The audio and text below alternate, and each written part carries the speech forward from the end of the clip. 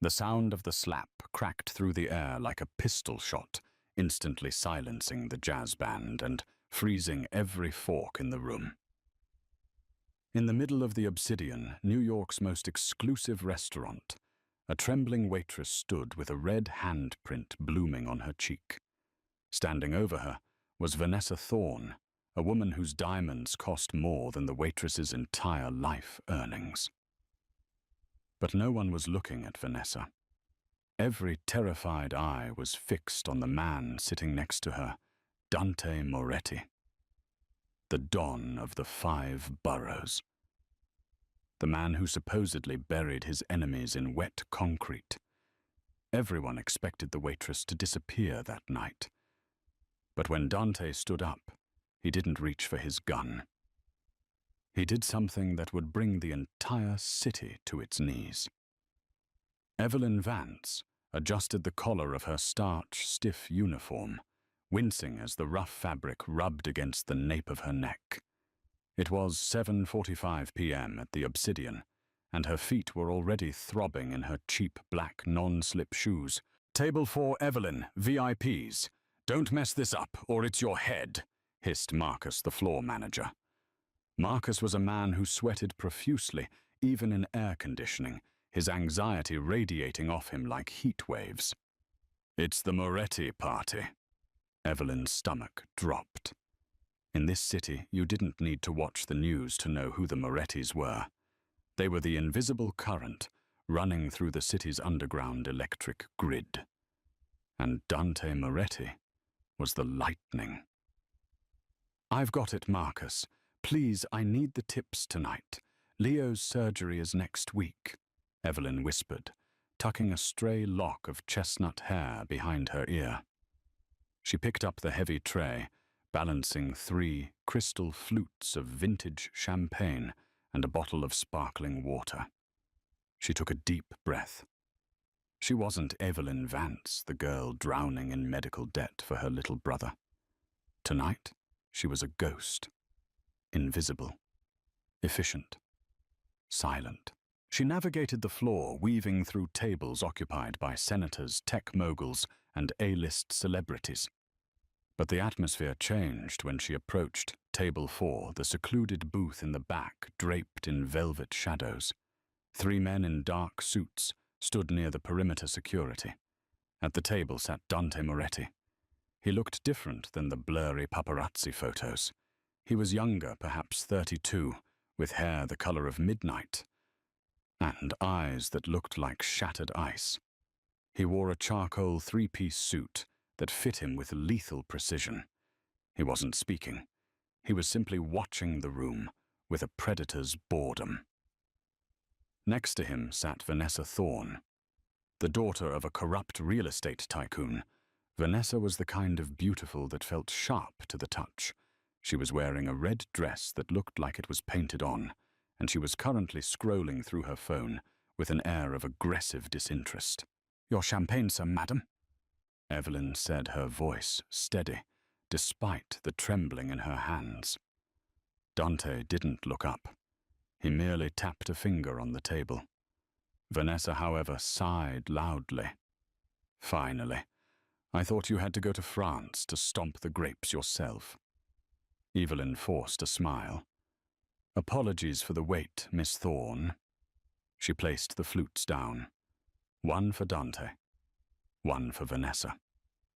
"Wait," Vanessa snapped. Evelyn froze. "Yes, ma'am." Vanessa peered into her glass. "There is a smudge on this rim. Do you see it?" Evelyn leaned in. The glass was pristine. I'm afraid I don't, ma'am. It was polished just now." "Are you calling me a liar?" Vanessa's voice raised an octave sharp enough to cut through the low hum of conversation nearby. "No, never. I'll replace it immediately." Evelyn reached for the glass. "Don't bother," Vanessa huffed, snatching the glass herself. "Just pour. I'm parched and Dante is being a bore." Evelyn moved to pour the champagne. As she tilted the bottle, Vanessa shifted abruptly, throwing her arm out to gesture at something on her phone. Her elbow knocked Evelyn's wrist. The bottle slipped. It was a slow-motion nightmare. The heavy green glass didn't shatter, but the champagne, hundreds of dollars worth of Dom Perignon, cascaded out. It missed Dante entirely. But it splashed right onto the hem of Vanessa's crimson dress. For a second there was total silence. Then Vanessa shrieked. It was a primal, rage-filled sound. She shot up from her chair, her face twisting into a mask of pure ugliness. "You stupid, clumsy little rat!" Vanessa screamed. Before Evelyn could even stammer an apology before she could grab a napkin, Vanessa's hand lashed out. Crack! The slap was backhanded, fueled by the weight of a heavy diamond ring. It caught Evelyn on the cheekbone just below her eye. The force of it knocked Evelyn sideways. She stumbled, losing her footing on the slick floor, and crashed onto her knees, sending the tray clattering loudly across the marble. The restaurant went dead silent. The jazz pianist stopped mid-chord. Evelyn brought a hand to her face. Her cheek was burning, a wet, stinging heat spreading rapidly. She tasted copper blood. Tears pricked her eyes, not from sadness, but from the shock of the pain. "Look at me," Vanessa screeched, looming over her. "This is custom Versace.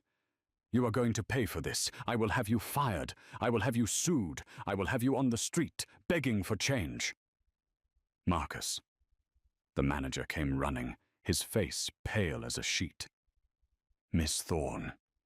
Mr. Moretti. I am so sorry. She's new. She's incompetent. Evelyn, get up. Get out of here." Evelyn tried to scramble to her feet, her head spinning. She hit my arm. I didn't. Shut up." Vanessa raised her hand again, ready for a second strike. "You ruined my night." Evelyn flinched, closing her eyes, waiting for the blow. But it never came. "That's enough." The voice was low baritone and calm. It wasn't shouted yet. It carried more weight than Vanessa's screaming ever could. Evelyn opened one eye. Dante Moretti had risen from his seat. He hadn't moved quickly. He had simply stood up, buttoning his suit jacket with a slow, deliberate motion. He caught Vanessa's wrist in mid-air, inches from Evelyn's face. His grip didn't look tight, but Vanessa was frozen, her eyes widening in sudden confusion. "Dante." Vanessa blinked. "Let go. She ruined my dress." Dante didn't look at Vanessa. He looked down. For the first time that night, the Ice King looked at the waitress. His eyes swept over Evelyn, her messy hair, the trembling of her shoulders, the cheap uniform, and finally the angry red welt rising on her cheek where the diamond had cut the skin. Something flashed in Dante's eyes. It wasn't pity. It was something much darker. The silence in the obsidian was suffocating. People were holding their breath. In the world of the New York elite, witnessing a scene like this was rare. Witnessing Dante Moretti involved in a scene like this was dangerous. Dante released Vanessa's wrist. He did it with a dismissive flick, as if he were discarding a used tissue. "Sit down, Vanessa," Dante said softly. "But sit down." The command cracked like a whip. Vanessa sat her mouth agape, her face flushing a deep, embarrassed red to match her dress. Dante stepped around the table. He moved with the grace of a panther, silent and terrifying. He stopped in front of Evelyn, who was still on her knees amidst the spilled champagne and broken glass. Marcus, the manager, was shaking so hard, his teeth were practically chattering. "Mr. Moretti, please allow me to handle this trash. I will have the police escort her out immediately. She assaulted your fiancée." Dante turned his head slowly to look at Marcus. Did you see her assault anyone, Marcus? Marcus stammered. Well, the dress, the spill. I saw a woman spill a drink, Dante said, his voice echoing in the quiet room. And then I saw another woman commit battery. A collective gasp rippled through the onlookers. Dante turned back to Evelyn. He extended a hand. It was large, tanned, and manicured. Stand up. Evelyn looked at the hand, then up at his face. Fear gripped her throat. If she touched him, would she disappear? Was this a trick? But the look in his eyes wasn't angry. It was intense, searching. She reached out her small, rough hand, taking his. He pulled her up effortlessly. She was light, too thin, he noted. She smelled like vanilla soap and exhaustion. Look at me, he commanded.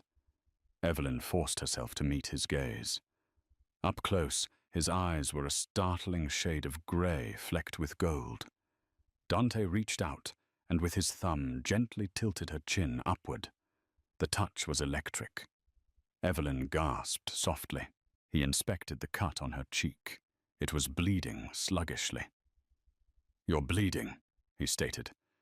It's fine, sir. I'm fine, Evelyn whispered. I just want to clean up the mess. Leave the glass, Dante ordered. He turned to Vanessa, who was fuming silently in the booth. Dante, what are you doing? Vanessa hissed, dropping her voice so the neighboring tables wouldn't hear. She's a nobody. Why are you touching her?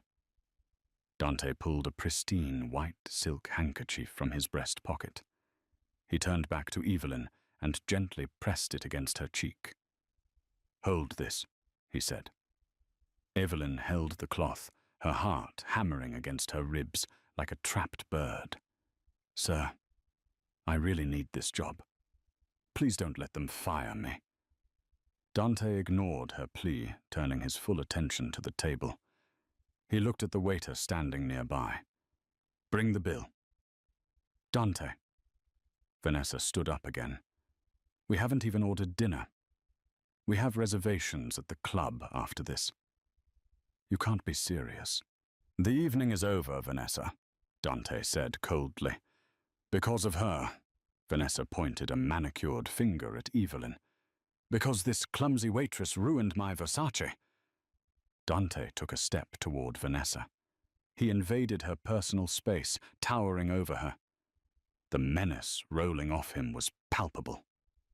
No, Dante said, his voice drop-dead quiet. Because I don't break bread with people who abuse those they consider beneath them. It shows a lack of discipline, and it shows a lack of class. Vanessa's jaw dropped. You're taking her side over me. I'm your fiancée. Not anymore, Dante said. The words hung in the air, heavy, final.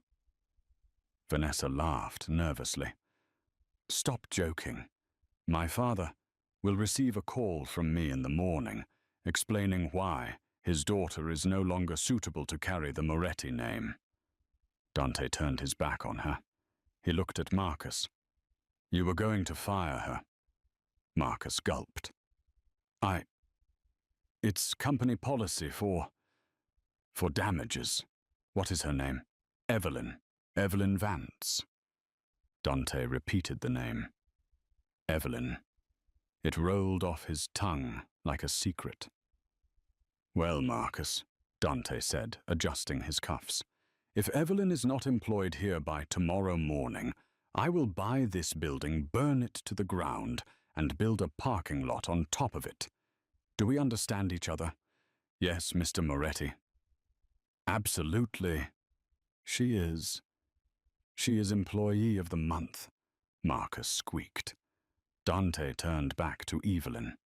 She was staring at him wide-eyed, the silk handkerchief stained with her blood. Get your coat, Evelyn, Dante said. What? You're done for the night. You need a doctor for that cut, and you're not taking the subway home. I can't go with you, Evelyn said, her survival instincts kicking in. I don't know you. Dante smiled.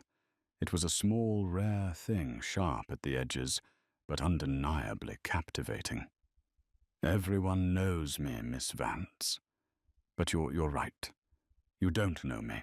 Which is why you're going to let me drive you to the hospital, and then I'm going to drop you off at your door. Nothing more. He leaned in closer, his voice a murmur only she could hear. Unless you want to stay here with the manager who wanted to fire you and the woman who wants to claw your eyes out. Evelyn looked past him. Vanessa was making a call on her cell phone, her eyes shooting daggers at Evelyn. Marcus was glaring at her with a mix of fear and resentment. She looked back at Dante. He was dangerous, yes. But in that moment, he was the only shield she had. Okay, she whispered. Dante offered his arm. Shall we? As they walked out of the restaurant, leaving a stunned Vanessa and a terrified staff in their wake, Evelyn felt the weight of hundreds of eyes on her back.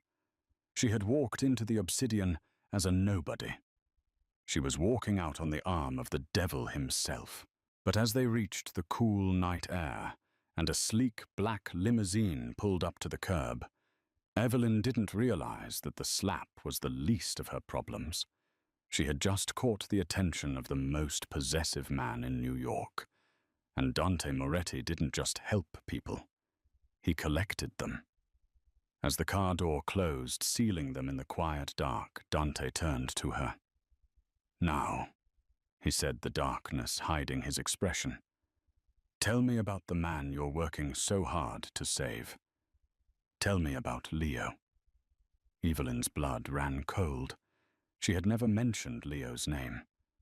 How did he know the interior of the limousine was a vacuum sucking out the noise and chaos of the New York streets? It was cleaner than any hospital Evelyn had ever visited, smelling of supple Italian leather, and a faint, expensive cologne that reminded her of cedarwood and cold steel. The windows were tinted so darkly that the city outside was reduced to streaks of blurred neon light. Evelyn sat pressed against the door, as far away from Dante Moretti as the confined space allowed. Her heart was beating a frantic rhythm against her ribs, a trapped bird trying to batter its way out. Tell me about Leo. Those 4 words echoed in the silence louder than any shout. The slap from Vanessa had stung her skin, but this question pierced right through to her soul. Leo was her secret, her burden, her entire world. He was 16, fighting acute lymphoblastic leukemia, and he was the reason she worked 60-hour weeks on her feet until they bled. She hadn't told Marcus, the manager. She hadn't told any of the other waitresses. How? Evelyn's voice cracked. She cleared her throat, trying to find a shred of the toughness she used to survive the late-night shifts. How do you know that name? Dante didn't answer immediately. He reached for a cut crystal decanter, housed in a polished wood console, and poured a small amount of amber liquid into a heavy glass. He didn't offer her any. I make it my business to know the people who handle my food. Miss Vance, Dante said, taking a slow sip. His gaze was fixed forward towards the partition separating them from the driver, especially when they are trembling so hard they can barely hold a tray. Evelyn felt a flush of humiliation. I was nervous. It's a high-pressure job.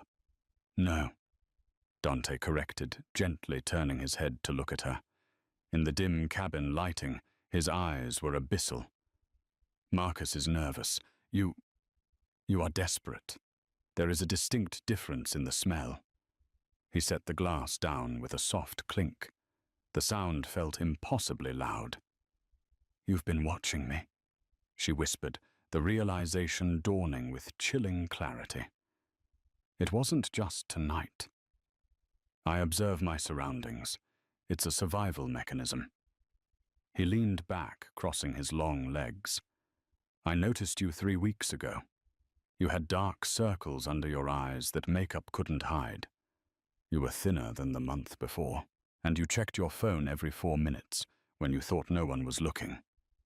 Evelyn instinctively gripped her phone tighter in her apron pocket. It was her lifeline to Leo's doctors. "You're invasive," she spat out, fear momentarily giving way to anger. "You have no right." Dante's expression didn't change. He wasn't threatened by her anger. He seemed mildly amused by it. "Rights are illusions for people who cannot enforce their will," he stated calmly. "I have resources. I used them." Evelyn Vance, age 24. Legal guardian of Leo Vance, age 16. Currently residing in a substandard 2-bedroom apartment in Queens. Behind on rent by 2 months. And drowning in approximately $80,000 of medical debt not covered by your basic insurance. Every fact was a blow.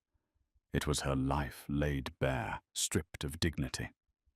She felt naked, violated by his knowledge. Tears welled in her eyes, hot and fast, spilling over before she could stop them. They stung the cut on her cheek. "What do you want from me?" she choked out. "Why are you doing this? Is this some kind of sick game for rich people? Vanessa slaps me, and you psychologically torture me." Dante reached into his jacket again. Evelyn flinched, half expecting a weapon.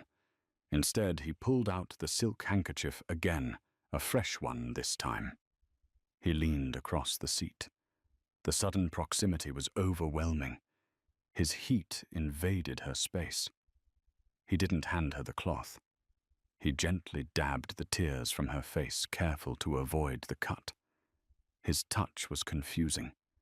It was possessive yet strangely gentle. "Vanessa is a child throwing tantrums in a world of adults," Dante murmured, his eyes tracking the movement of his hand on her face. "She is irrelevant now. You are not." "Why am I relevant?" she whispered, unable to look away from his intense gaze. "Because," Dante said, his voice dropping to a rumble that vibrated through the leather seat, "I despise wasted potential, and I despise seeing something valuable being crushed by weight it shouldn't have to carry." He pulled back, leaving her skin tingling where he had touched her. "We're arriving at the hospital. Dr. Aris is the best plastic surgeon in the city. He'll ensure that cut doesn't leave a scar." "A plastic surgeon?" Evelyn blinked, confused by the sudden shift. "It's just a scratch. I just need a butterfly bandage." "You handle my champagne. Your face is part of the presentation.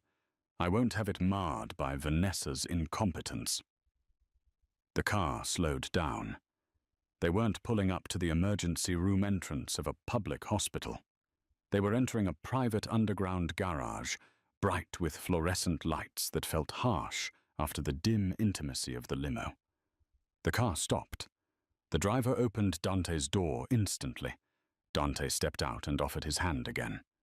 "Come, Evelyn. Let's get you fixed." It wasn't a request. It was a directive, and as Evelyn took his hand, she realized with a sickening lurch that she had traded the frying pan of poverty for a fire she didn't even understand yet. He knew everything about her, and she knew nothing about him except that he could destroy her life with a snap of his fingers, or perhaps save it. St. Jude's private medical center was less like a hospital and more like a 5-star hotel lobby that happened to smell faintly of antiseptic. There were no crying babies, no crowded waiting rooms with coughing patients, no endless forms to fill out on clipboards. As soon as Dante walked through the private entrance with Evelyn in tow, the atmosphere shifted. 2 nurses at the reception desk immediately stood up their postures, straightening reflexively. A man in an expensive suit, Dr. Aris presumably came rushing out of an office, looking as terrified as Marcus the restaurant manager had been. Mr. Moretti, the doctor said breathlessly, extending a hand, which Dante shook briefly. We weren't expecting you. Is everything all right? Are you injured? Not me, Dante said, guiding Evelyn forward with a hand on the small of her back. The heat of his palm burned through her thin uniform shirt. Miss Vance had an unfortunate encounter with some jewelry. Fix it. Of course. Immediately. Right this way. Evelyn was led into an examination room that was bigger than her living room. It had mahogany cabinets and art on the walls. For the next 20 minutes, Evelyn sat on a plush examination table, while Dr. Aris treated her like porcelain. He cleaned the cut with gentle precision, murmuring apologies every time she winced. He applied a sterile adhesive compound that he promised would knit the skin perfectly without stitches. Throughout the entire process, Dante stood in the corner of the room, leaning against the wall with his arms crossed. He didn't look at his phone. He didn't pace. He just waddled. He watched the doctor's hands. He watched Evelyn's wincing. He watched the way she nervously twisted her apron in her lap. His silence was heavier than any conversation. It was a weighing, a measuring. When the doctor was finished, he gave Evelyn a small silver tube of cream. Apply this twice daily. In a week, you won't even know it happened. Thank you, Doctor, Evelyn said, her voice small. Dr. Aris turned to Dante. All done, Mr. Moretti. Shall I bill your usual account? Yes, and add a generous donation to the pediatric wing in Miss Vance's name. Evelyn's head snapped up. What?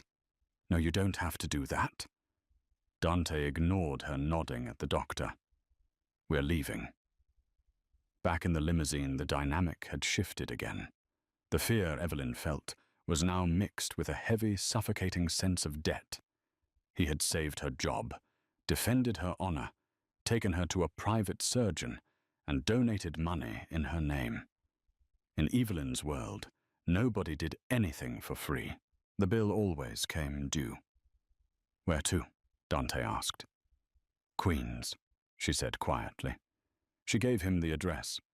It was a neighborhood people like Dante Moretti only saw on the news when something bad happened. The drive was long. As they crossed the bridge and the gleaming towers of Manhattan receded behind them, the streets became rougher, the buildings shorter and grimier. Dante seemed completely at ease as the scenery changed, as if he owned the crumbling brick tenements just as much as he owned the skyscrapers. When the limo pulled up in front of her building, Evelyn felt a fresh wave of shame. It was a 4-story walk-up with peeling brown paint and a front door that didn't always lock properly. A couple of guys hanging out on the stoop stopped talking and stared open-mouthed at the sleek black car blocking the street. Thank you for everything tonight, Evelyn said, reaching for the door handle, desperate to escape his overwhelming presence. You really didn't have to. Wait. Dante didn't raise his voice, but the command froze her instantly. He turned his body toward her. The ambient light from a street lamp outside cast half his face in shadow, making him look even more severe. We need to discuss the future, he said. My future? Evelyn asked warily. I'm going to go to work tomorrow. I'm going to keep my head down. I promise you'll never have a problem with me at the restaurant again. I'm not talking about the restaurant Evelyn. He said her name with a familiarity that made her shiver. I'm talking about Leo. The air left the car. Leo has surgery scheduled for next Tuesday. Dante continued reciting the facts coldly. The copay for the procedure and the subsequent 6 weeks of targeted chemotherapy is $25,000. Money you don't have. Money you won't make in tips, even if you work until you collapse. Evelyn began to shake. It was true. She had been denied another loan yesterday. She was praying for a miracle, and instead she got the devil. How do you know the exact day? She whispered, horrified. I own the debt collection agency that holds your current medical bills, Dante revealed calmly. I bought your file this morning. Evelyn felt sick. He didn't just know about her debt, he owned it. He owned her fear. What do you want? She begged, tears spilling again. I don't have anything. You saw where I live. I have nothing to give you. Dante leaned in closer. His eyes caught the light, hard and glittering like diamonds. You have something I very much need right now, he said softly. You have anonymity. You are desperate, and you are entirely dependent on my whim. He reached into his pocket and pulled out a sleek black business card.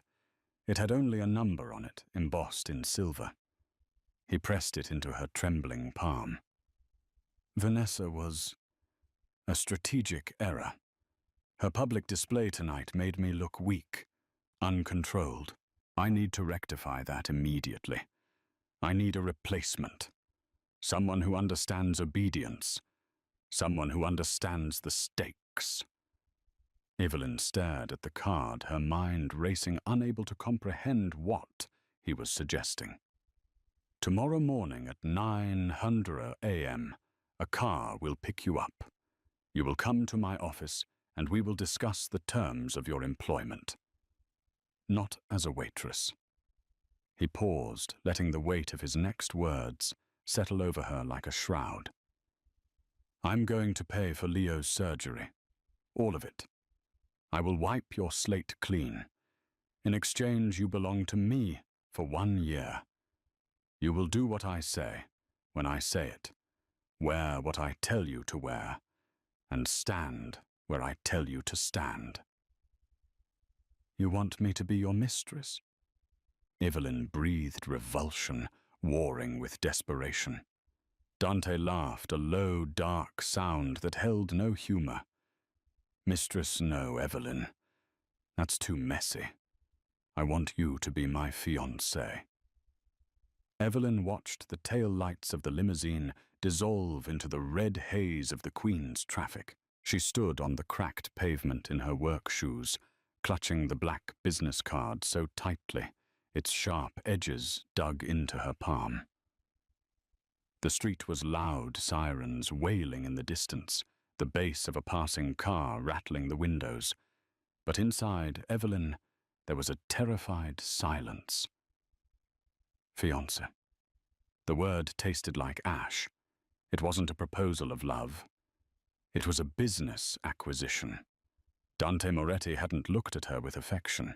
He had looked at her the way a wolf looks at a wounded deer, calculating exactly how much effort it would take to bring it down. She turned and pushed open the heavy front door of her building.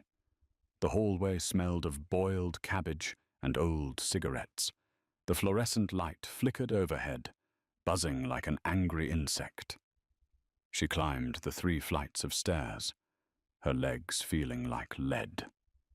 When she unlocked the door to apartment 3B, the sound of coughing greeted her. It was a wet, rattling sound that seemed to scrape against the walls. Evelyn dropped her bag and ran to the second bedroom. Leo was sitting up in bed, hunched over a plastic bucket. He was 16, but in the dim light of the bedside lamp, he looked 12. His skin was the color of parchment, translucent enough to see the blue map of veins beneath. The chemotherapy had taken his hair months ago. Now the leukemia was taking his spirit. "Elle!" Leo gasped, wiping his mouth with the back of a trembling hand. "You're home late." Evelyn forced a smile onto her face, masking the terror that was clawing at her throat. She sat on the edge of the bed, reaching out to rub his back. "It was a busy night at the restaurant, Leo. VIPs. Lots of cleaning up. Did you get the tips?" Leo asked, his eyes large and fearful. He knew about the money. He knew about the notices in the mail. He carried the guilt of his own survival, and it was crushing him faster than the cancer. "I did," Evelyn lied. "I made a lot tonight." She looked at the nightstand. The bottle of anti-nausea medication was empty. There was a prescription slip next to it unfilled because she didn't have the $40 for the copay until her next paycheck. Leo lay back against the pillows, his breathing shallow. "I'm tired, Elle. I'm really tired." "I know, buddy. You just sleep." "The doctor called today," Leo whispered, closing his eyes. "I heard Mum talking to him on the phone before she left." Evelyn stiffened. Their mother had walked out 6 months ago, unable to handle the stress, leaving Evelyn to shoulder the burden alone. Leo was confused, drifting in and out of memories. "What did the doctor say?" "Leo." "He said, if we don't do the surgery soon, the counts are too low. He said maybe we should look at hospice." The word hung in the humid air of the small room. Hospice. It meant giving up. It meant morphine and waiting for the end. Evelyn stood up and walked to the kitchen. She turned on the tap to drown out the sound of her own sobbing. She leaned over the sink, gripping the porcelain until her knuckles turned white. $80,000. That was the price of her brother's life. She looked down at the counter. A stack of red envelopes sat there. Final warnings, eviction notices, medical collections. Then she opened her hand. The black card with silver embossing caught the light. Dante Moretti. He was a monster. Everyone in New York knew the rumors. He was a man who moved in shadows, who treated the law as a suggestion. To agree to his terms was to sign a deal with the devil. But as she heard Leo cough again, a weak, painful sound that broke her heart into 1,000 pieces, Evelyn knew she had already lost. She didn't have the luxury of morality. She didn't have the luxury of fear. She picked up her phone. It was 1:00 a.m. She dialed the number on the card. It rang once. "Miss Vance." Dante's voice answered immediately. He was awake. He sounded as clear and cold as he had in the car. He had been expecting her call. "I'll do it," Evelyn whispered into the dark kitchen. "Good," Dante replied. There was no triumph in his voice, only the satisfaction of a prediction coming true. "Be ready at 9:00 a.m. Pack a bag. You won't be coming back to that apartment." "What about Leo?" she asked, her voice trembling. "Leo will be moved to St. Jude's private wing by noon tomorrow. His surgery is booked for Tuesday. Pack his things, too." The line went dead. Evelyn sank to the floor, pulling her knees to her chest. She had just sold her life for a year. She was going to be the property of the most dangerous man in the city. But as she listened to the silence of the apartment, she realized she would have sold her soul to the devil 1,000 times over if it meant Leo would live to see 17. The car that arrived at 9:00 a.m. was not a limousine. It was a massive armored SUV, black as oil, with tinted windows that looked bulletproof. The driver was a mountain of a man named Silas. He had a scar running through his left eyebrow and spoke only 2 words to Evelyn as he loaded her 2 battered suitcases and Leo's duffel bag into the trunk. "Get in." Leo was already gone. A private ambulance arranged by Dante had picked him up an hour earlier. Evelyn had hugged him goodbye, promising she would see him that evening, lying to him that she had gotten a new job as a live-in personal assistant for a wealthy executive. It was a lie that tasted like bile, but it was necessary. The drive to Manhattan was silent. Silas drove with aggressive precision, weaving through traffic as if the other cars were merely obstacles to be bullied out of the way. They pulled up to the Moretti Tower in the financial district. It was a monolith of black glass and steel, tearing into the sky like a jagged shard. It looked less like an office building and more like a fortress. "Top floor," Silas grunted, escorting her to a private elevator in the back that required a retinal scan to open. Evelyn stepped inside. The elevator rose so fast her ears popped. When the doors slid open, she wasn't in a hallway. She was directly in the penthouse office. The room was vast, bordered entirely by floor-to-ceiling windows that offered a godlike view of the city. The furniture was sparse, modern and expensive, black leather, chrome, dark wood. The air was chilled to a temperature that made Evelyn shiver in her thin cardigan. Dante sat behind a desk that looked like it had been carved from a single block of obsidian. He was on the phone, speaking rapid-fire Italian. He didn't look up when she entered. He simply raised a hand, pointing a finger at the chair opposite him. "Sit." Evelyn sat. She folded her hands in her lap to hide the shaking. She felt incredibly small in this room, like an insect trapped in a glass jar. Dante hung up the phone. He didn't smile. He didn't say hello. He opened a leather folder on his desk and slid a thick stack of papers across the polished surface toward her. "The contract," Dante said. Evelyn looked at the document. Cohabitation and engagement agreement was printed in bold at the top. "You have a lawyer?" Dante asked, though the tone suggested he knew she didn't. "No. I've had my counsel draft this to be fair, but comprehensive." Dante stood up and walked around the desk. He leaned against the edge, crossing his arms, looking down at her. "Read it." Evelyn picked up the heavy paper. Her eyes skimmed the legalese catching phrases that made her stomach turn. Party B, Evelyn Vance, agrees to portray the fiancé of Party A, Dante Moretti, in all public and private capacities as deemed necessary. Party B will reside at the primary residence of Party A. Absolute fidelity is required. Any interaction with the opposite sex must be approved.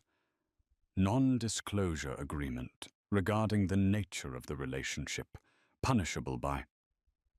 Evelyn looked up, her face pale. Punishable by financial ruin and litigation. "Standard clause," Dante said smoothly. "But let's be clear, Evelyn.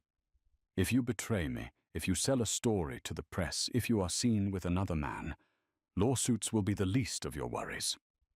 The threat hung in the air, cold and sharp. "You own me," she whispered. "For 12 months, Dante corrected.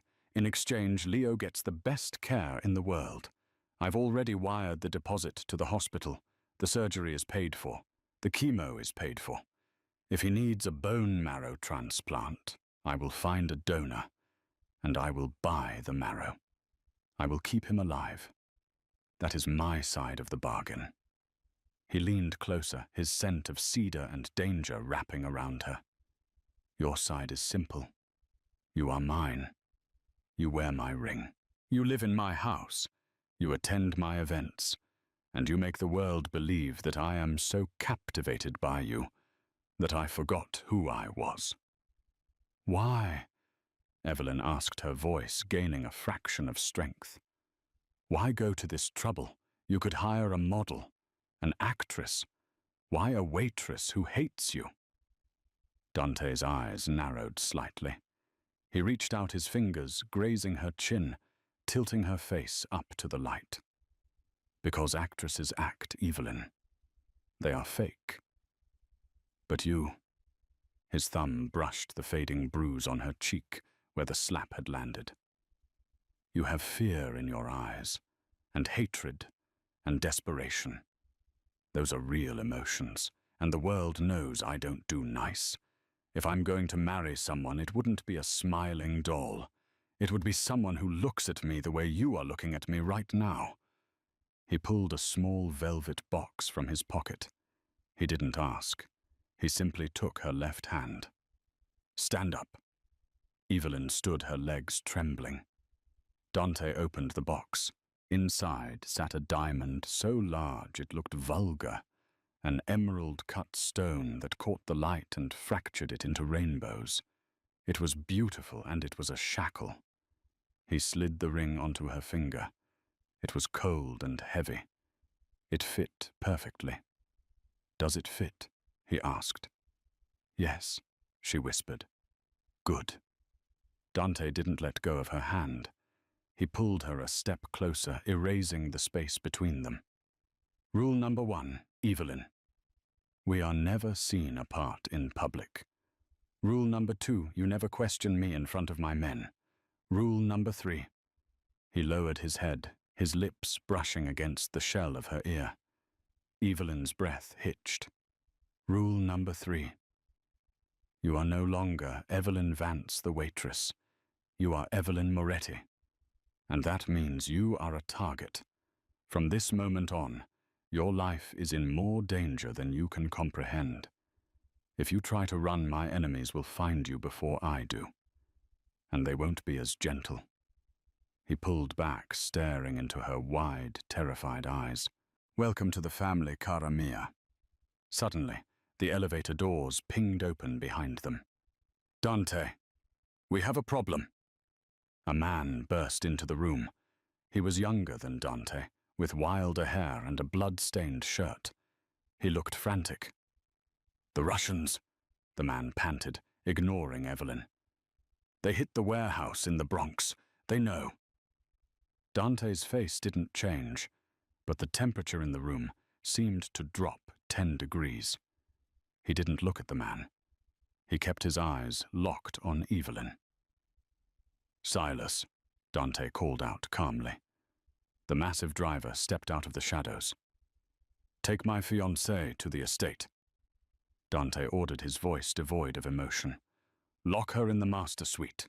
Put 2 guards on the door. No one goes in. No one comes out." "Dante." "What's happening?" Evelyn asked, panic rising. Dante finally released her hand. He turned to the window, looking out at the city he ruled. "The war I told you about." Dante adjusted his cuffs. "It just started. Get her out of here. Now." The ride to the estate was a blur of rain-slicked asphalt and suffocating silence. Silas, the driver, didn't speak a word. He drove the armored SUV like a tank commander, navigating a minefield, his eyes constantly flicking to the rear-view mirror. Evelyn sat in the back, the heavy diamond ring on her finger, feeling less like jewelry and more like a shackle. She twisted it round and round, the cold metal biting into her skin. She had sold herself. She had sold her freedom for Leo's life.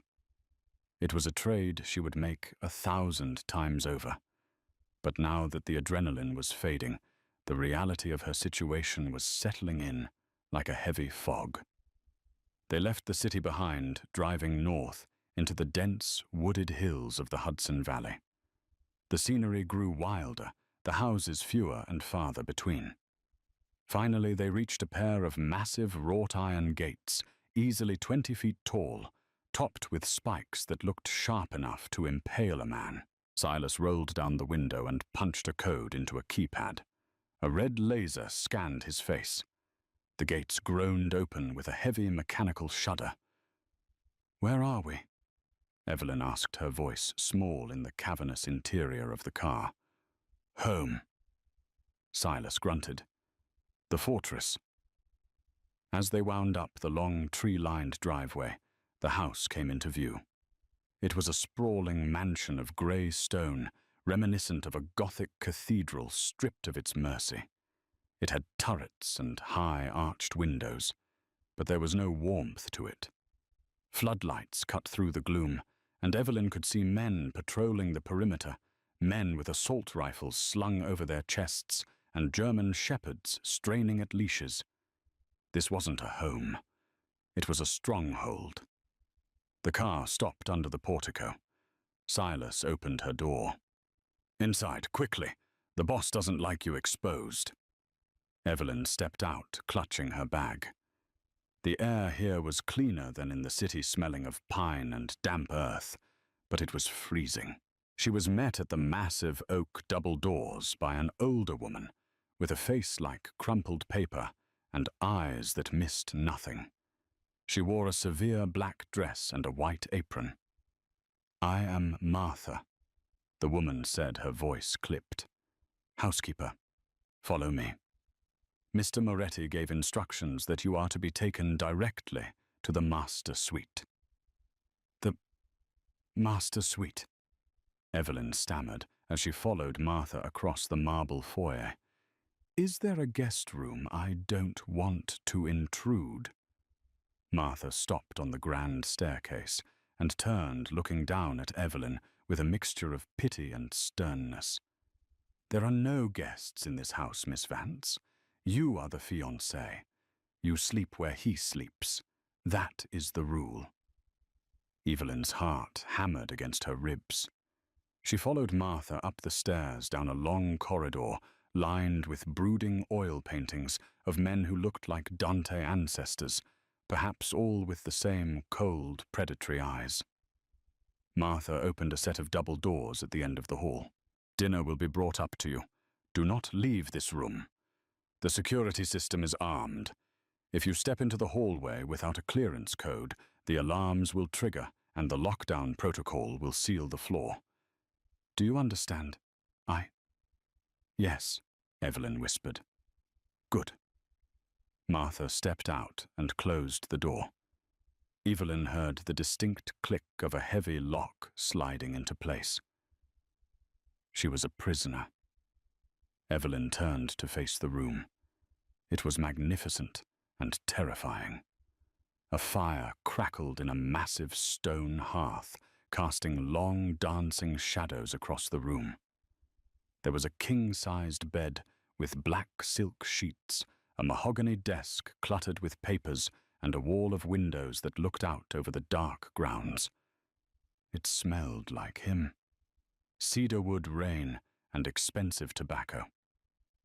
Evelyn walked to the window, pressing her hand against the glass. Below, she could see the guards moving like ghosts in the mist.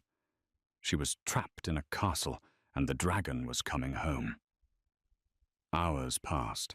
The rain turned into a storm, lashing against the glass. Evelyn didn't eat the food Martha had brought. She sat in a velvet armchair facing the door, her knees pulled to her chest, waiting. It was past 2:00 a.m. when the lock clicked again. Evelyn jolted upright. The door swung open, and Dante Moretti walked in. He looked different. The pristine suit from the morning was gone. He was wearing a black dress shirt with the sleeves rolled up, and his tie was undone, hanging loosely around his neck. His hair was wet, plastered to his forehead, but it was the blood that made Evelyn gasp. There was a dark, wet stain spreading across the white bandage wrapped hastily around his left forearm. His knuckles were raw and bruised. He stopped when he saw her, his chest heaving slightly. The energy coming off him was jagged, violent. He looked like a man who had just walked out of a war zone. "You're awake," he said, his voice rougher than usual. "You're bleeding," Evelyn whispered, standing up involuntarily. Her waitress instincts, the part of her that spent years taking care of a sick brother, kicked in before her fear could stop her. "It's nothing," Dante dismissed, walking past her toward the bathroom. "A scratch." "That's not a scratch, Dante. That's soaking through the bandage." He paused, turning slowly to look at her. His eyes were wild, the adrenaline of the night still coursing through him. "And what do you care, Kara? You got what you wanted. Leo is safe. You're in a mansion. Go to sleep." He swayed slightly on his feet. Evelyn didn't think. She crossed the room and grabbed his uninjured arm to steady him. He flinched, his muscles coiling under her touch like steel cables. But he didn't pull away. "Sit down," she ordered, surprising herself with the authority in her voice. I've been changing Leo's dressings for 2 years. I know how to handle a wound. Sit. Dante stared at her for a long moment, searching her face. Then the tension in his shoulders dropped an inch. He sat on the edge of the bed, wincing. Evelyn ran into the bathroom and returned with a first aid kit she found under the sink. She knelt between his legs, the expensive fabric of his trousers brushing against her arms. "This is going to sting," she murmured, peeling back the blood-soaked gauze. It was a knife wound, long, shallow, but ugly. Dante didn't make a sound as she cleaned it with antiseptic. He didn't look at his arm. He looked at her. He watched the way her brow furrowed in concentration, the way her gentle hands moved with practiced efficiency. "Why are you doing this?" Dante asked quietly. The anger was gone, replaced by genuine curiosity. "Most people would let me bleed out." "I'm not most people," Evelyn said, applying a fresh bandage and securing it with tape. "And I don't like blood on the silk sheets. It's impossible to get out." Dante let out a short, dry laugh. It was the most human sound she had heard him make. "There," she said, sitting back on her heels. "It needs stitches, but that will hold for tonight." She went to stand up, but Dante's hand shot out, catching her wrist. The air in the room shifted instantly. The clinical atmosphere vanished, replaced by a thick, suffocating heat. He pulled her closer until she was standing directly between his knees, her face inches from his. She could feel the heat radiating off him. "You are a strange creature, Evelyn Vance," he murmured, his thumb tracing the pulse point on her wrist. "You fear me, yet you tend to my wounds." Evelyn's breath hitched. "I'm holding up my end of the deal. You keep Leo alive. I play the part." "The part," Dante repeated. His eyes dropped to her lips, then back to her eyes. "Do you know why I brought you here tonight? Why the security is tripled?" "Because of the Russians. Because there is a traitor," Dante said, his voice dropping to a lethal whisper. "Someone inside my organization gave them the location of the warehouse. Someone close to me." Evelyn went cold. "That means," Dante continued, tightening his grip on her wrist, "that I cannot trust anyone. Not my guards, not my drivers, not even my captains." He stood up, towering over her, forcing her to look up at him. "The only person in this house I know isn't the rat, is you." "Me," Evelyn breathed. "Why? Because you have no allegiance to this world. You hate it, and I own the only thing you love." He reached out and switched off the bedside lamp, plunging the room into darkness, illuminated only by the dying fire. "Get in the bed, Evelyn." "What?" Panic flared in her chest. "Dante, the contract said you do what I say." He cut her off. He walked around to the other side of the bed and began unbuttoning his shirt. "I need to sleep. I need to recover. And if anyone comes through that door tonight to finish what they started in the Bronx, I need to know you are right where I can reach you." He lay down on top of the covers, sliding a handgun from his waistband and placing it under his pillow. He looked at her, patting the empty space beside him.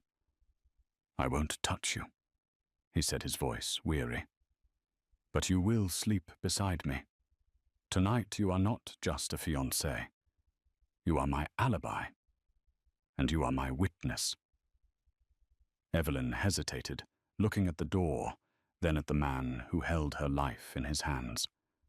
She realized then that the danger wasn't just outside the gates.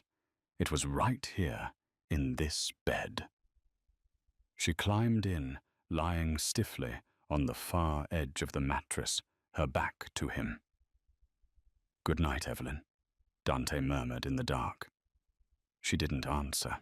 She lay awake, listening to the rain and the steady, deep breathing of the monster beside her, unaware that outside the door, a shadow moved silently away from the keyhole. The traitor was already inside the house, and the game had only just begun. Who is the traitor inside the Moretti mansion?